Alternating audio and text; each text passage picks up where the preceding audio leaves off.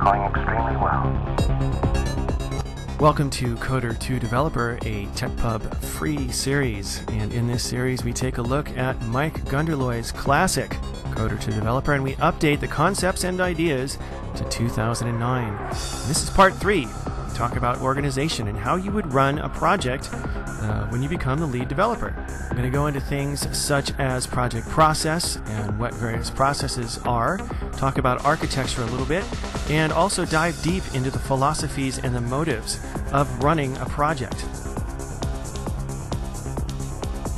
There's a lot of things that go into being involved in a project as the lead developer. And one of the things you'll have to understand and be willing to deal with straight off the bat is your position in the project landscape. And to be perfectly blunt about it, you will be subject to a lot of different forces that go along with spinning out a project in today's corporate or business world. Different motives and strategies, different plays, different things that people want to do with the good idea that your client or manager has, or that you have. Whatever it is you're building is a good idea. And if you're a good developer, especially if you're a really good lead developer, and you build out the project and you kind of guide it along successfully, well, that idea is going to gain some gravity. That idea is going to attract people to it. And as things go, you will probably get some praise. Your project will probably be reviewed and featured. But in equal measure, your project will be lambasted. And you will have to suffer a lot of criticism because there's a lot of people who don't want you to succeed.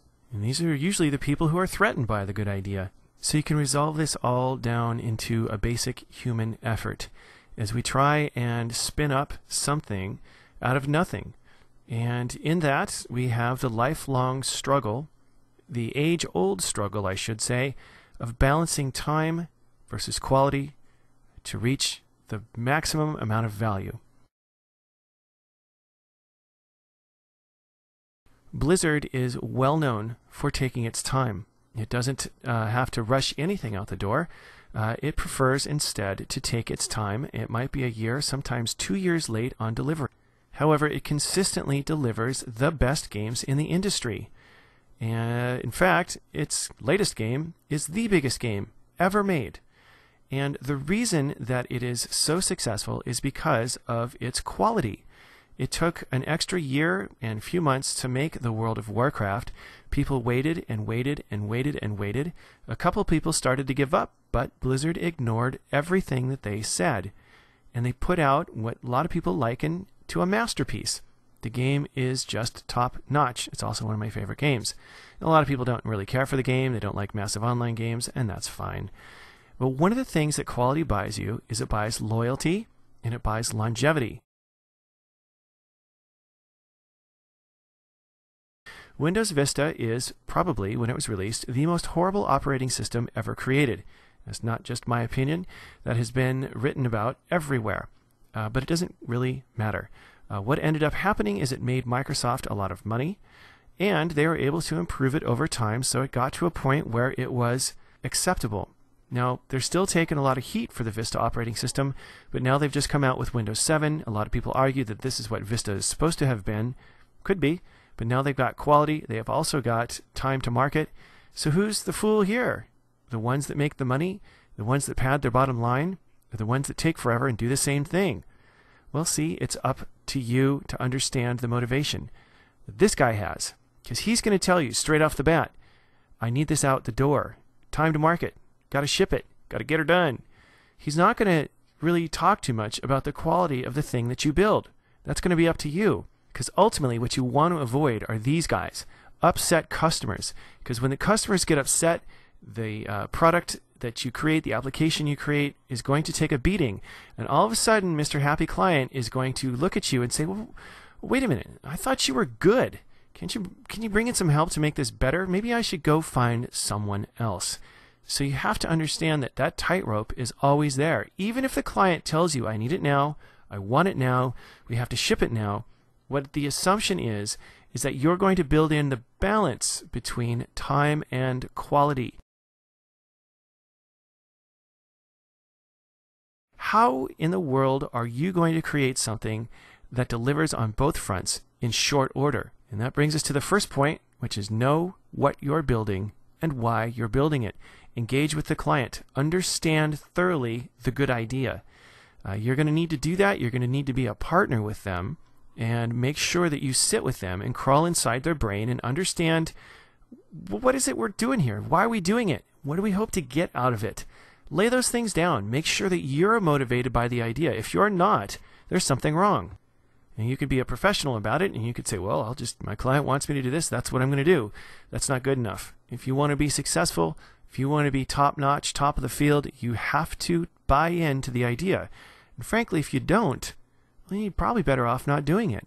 Simply because your client wants your passion. They need your inspiration.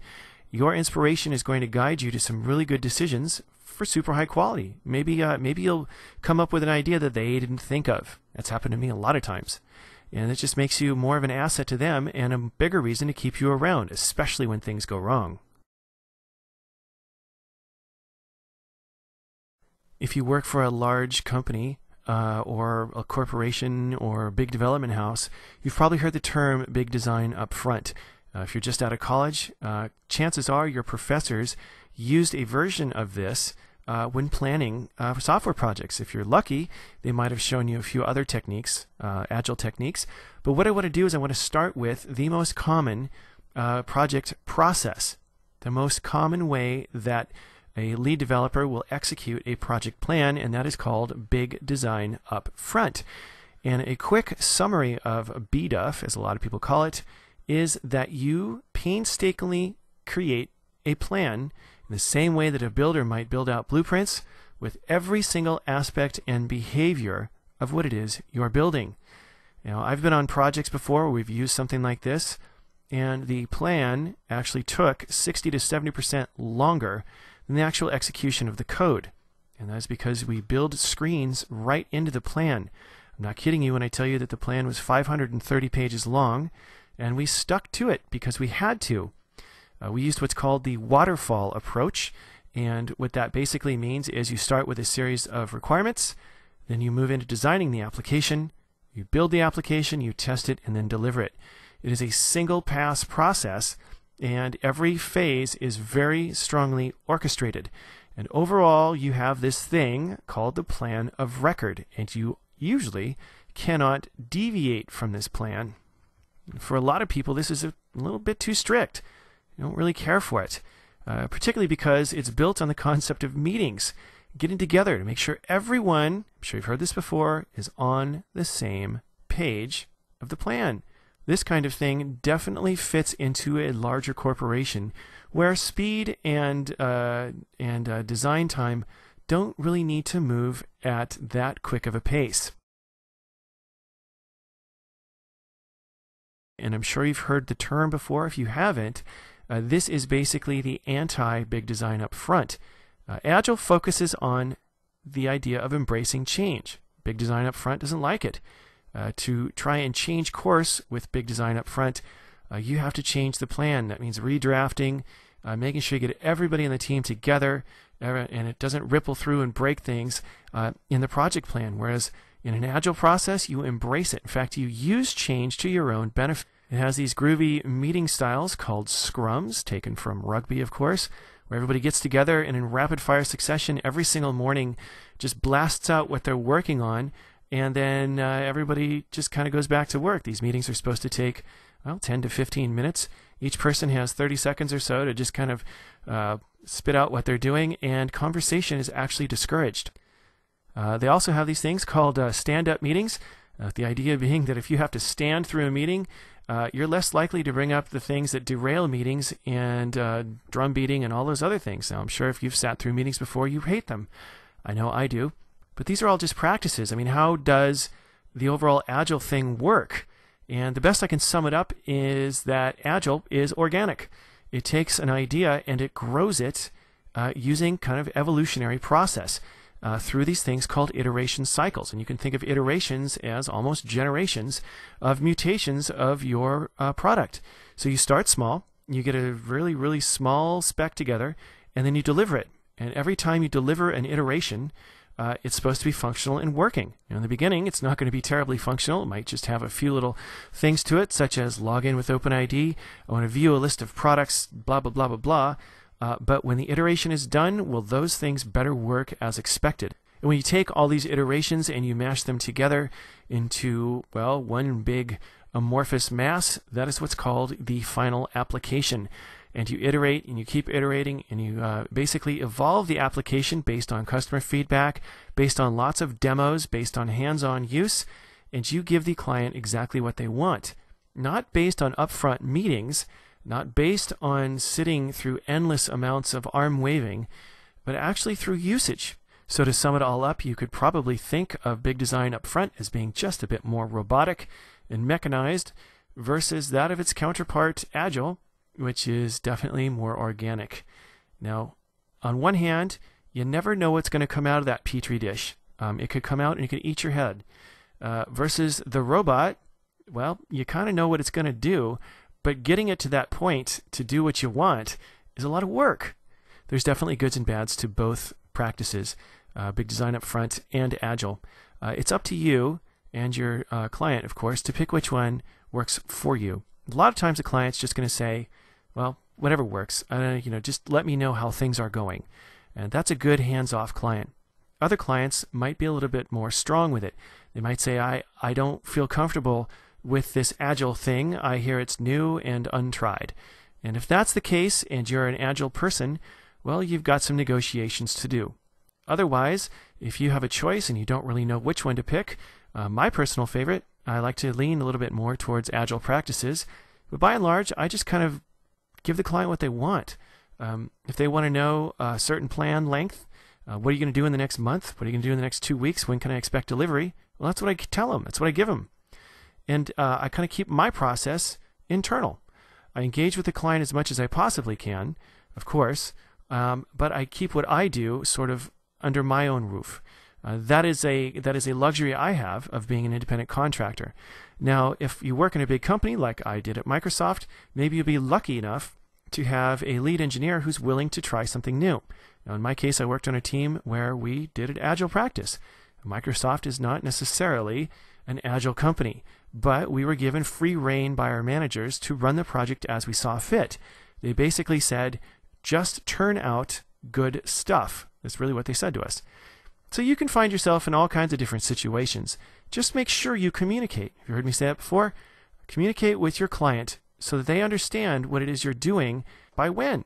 It's really that simple.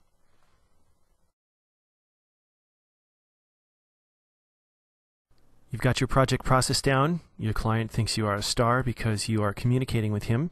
Now it's time to start putting the pieces together of this application. How are you going to do that? How are you going to get this thing to fly? How are you going to get it to hum over the desert floor at supersonic speeds? Well, let's take a look at that. That's what this section's all about. Getting the stuff off the ground. Getting your client's dream up and working. So let's start with a Taoist concept of Pu.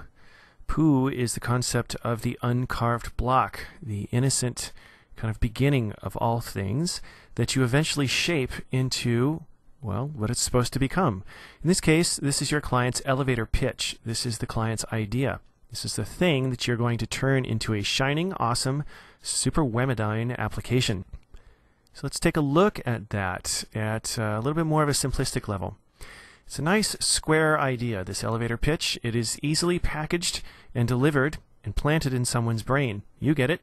You've bought into it. You really like this idea, and you want to turn it into a nice, round, valuable application for your client. Getting there is going to be the hard part. It could also be the enjoyable part. Depends how you execute your process. Well, at this point, it would be easy for me to throw lots of philosophy at you and fill your ears with how awesome I think you are, give you some books to read, and say, go off and build a great application. Good luck. See ya. But I'm not going to do that. So what I want to do is I want to do something a little bit more concrete, and I want to graph out the mathematics of human effort. Yes, math.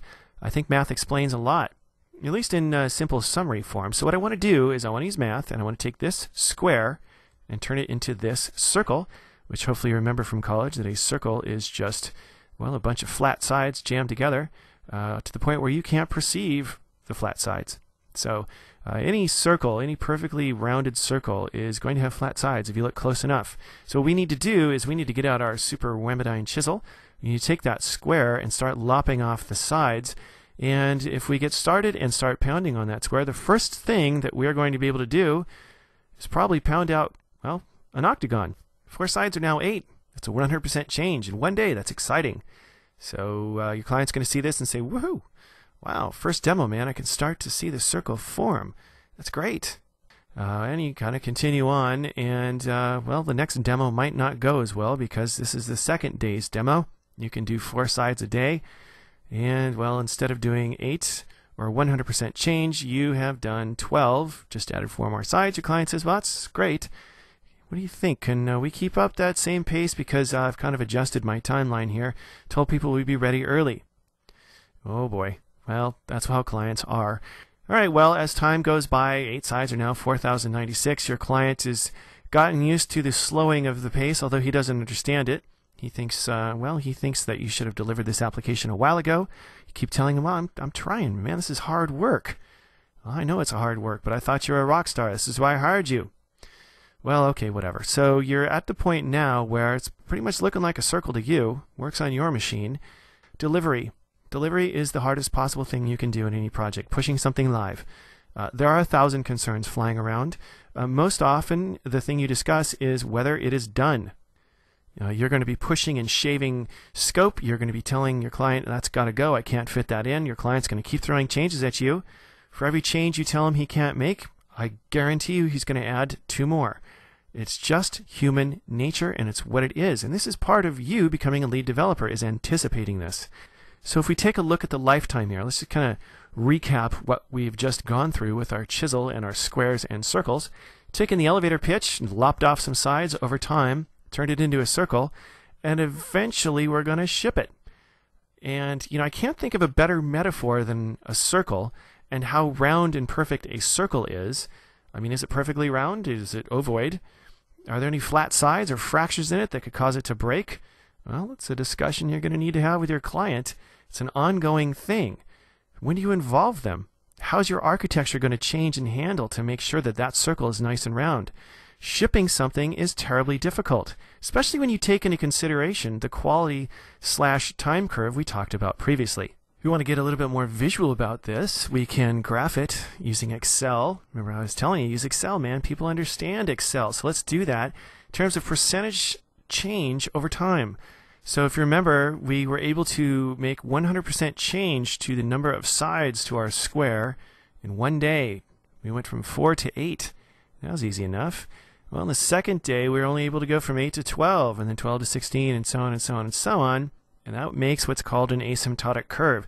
Generally, if you follow this guideline, it's not, of course, hard and fast law of the universe, but if you follow this guideline, you'll find that it applies generally to the efforts in your project. You hear a lot of people say it, that the devil is in the details. The very end of anything, when you're perfecting your craftsmanship, you're doing whatever, you're making sure you're killing bugs, you are making sure the fonts line up, and you're pushing pixels around, well, the client's not going to be able to perceive those changes very much. Sure, you've heard it before. It's the 80-20 rule, if you will. And that is that, well, 20% of the effort goes into 80% of the results. And that's true in the very beginning. You can average things out that way, kind of an asymptotic curve. That is the average of the way the curve works.